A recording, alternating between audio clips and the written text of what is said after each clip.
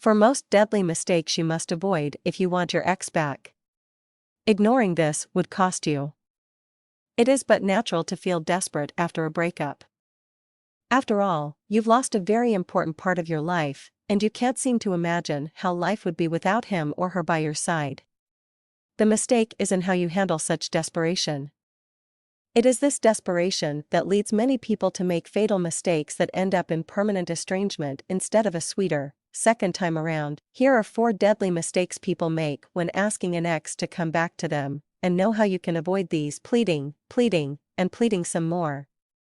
This is irritating and can drive an ex farther away instead of pulling them closer. Your ex needs time to regroup his or her thoughts and emotions, just as you do. But how are you both going to do that if you are busy whining, and he or she is busy covering their ears and planning the next escape from the psycho ex, not respecting space and barrier? When a couple breaks up, there are now limitations to how they interact.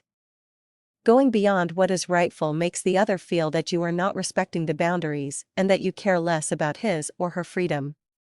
Allow him or her to think and act on his or her own, without making even the slightest of suggestions to tamper with their decision-making. You won't exactly be happy when they make a decision that was forced because of you. The jealousy technique. Desperate is one thing, cheap is another. The jealousy technique hurts both ways more than it heals, and it isn't exactly healthy to feed your ex thoughts about your philandering unless you want to come back to a relationship filled with trust issues.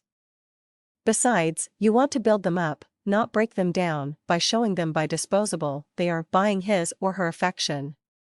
No money in the world can ever bring a lover back to you, and even if it did, you won't be able to rest easy knowing he or she fell in love with the material things you bought him or her, and not you as a person. Be realistic and know that actions, not material things, always speak louder.